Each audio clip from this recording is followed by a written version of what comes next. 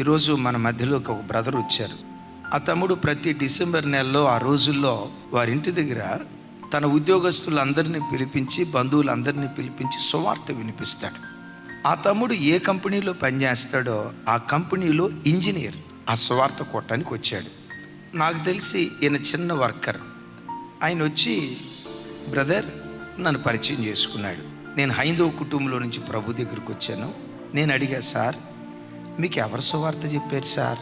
మీకు వాక్యం చెప్పిన పాస్టర్ గారు ఎవరు సార్?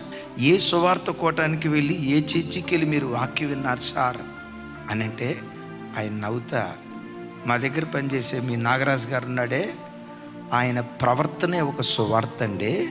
ఆయన ప్రవర్తనను చూసి నేను ప్రభు తట్టు తిరిగానండి అన్నాడు. ఏంటయ్యా ఆయన ప్రవర్తన అన్న? 9ంటికి డ్యూటీ అయితే సార్ ఎగ్జాక్ట్గా 8:50 కల్లా పంచి కొడతాడు. ఈవెన్ సింగిల్ డే ఆ బిడ్డ ఆలస్యంగా వచ్చినట్లుగా నాకు తెలియదు. పనికి వచ్చాడంటే వంచిన నడుము లేవడండే, గొడ్డు చాకరీ చేస్తాడండి. ఈ నాగరాజును 7 సంవత్సరాలు బట్టి చూస్తున్నా. నమ్మకమైన పనివాడు, కష్టజీవి, డిసిప్లైన్కి మారుపేరు. పోకిరి మాటలు మాట్లాడినట్లు కానీ, వికిలి మాటలు మాట్లాడినట్లుగా కానీ నా 7 సంవత్సరాల సర్వీసులో ఒక్క రోజు కూడా నేను చూడలేదు సార్. నేను గమనిస్తూ ఉన్నా, ఈ బిడ్డ ఇంత నమ్మకంగా పనిచేయటానికి కారణం ఏంటి? ఒకరోజు అడిగితే ఆయన ఏమన్నాడు తెలుసా? నా ప్రత్యేకతకు కారణం నేను ఆరాధించే దేవుడు ప్రత్యేకమైన వాడంటే, ఈ క్రమశిక్షణ ఏదైనా నాలో ఉందంటే నా దేవుడు నాకు నేర్పింది సార్. ఆయన అనుకున్నాడంట, దేవుణ్ణి నమ్ముకున్న బిడ్డలే ఇంత క్రమశిక్షణతో ఉంటే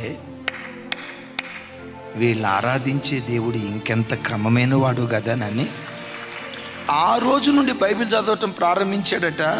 వెంకటేశ్వరరావు కాస్త క్రీస్తుదాసుడైపోయాడు. దానియేలు బబులోను దేశంలో ప్రధానిగా ఉండటానికి కారణం పనిలో నమ్మకత్వం కాదా? యోసేపు బానిస పిల్లోడిగా వెళ్ళినవాడు పోతీఫర్ ఇంట్లో విచారణకర్తగా నియమించబడటానికి అతని నమ్మకత్వం కాదా? గేటు వాచ్మెన్గా ఉన్న మొర్దెకై దేశానికి ప్రధానిగా మార్చబడ్డాడంటే దానికి కారణం పనిలో ఎంత నమ్మకంగా బ్రతికారో మీరు ఎరుగుదురు కదా. నమ్మకమైన వానికి దీవెనలు మెండుగా కలుగుతాయి.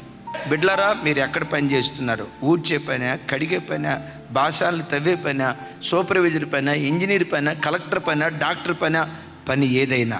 బట్ ఒకటి గుర్తుంచుకోండి, మీరు పని చేసే పని స్థలాలలో మీరు క్రీస్తుకు రాయబారులు. We're ambassadors for Jesus Christ.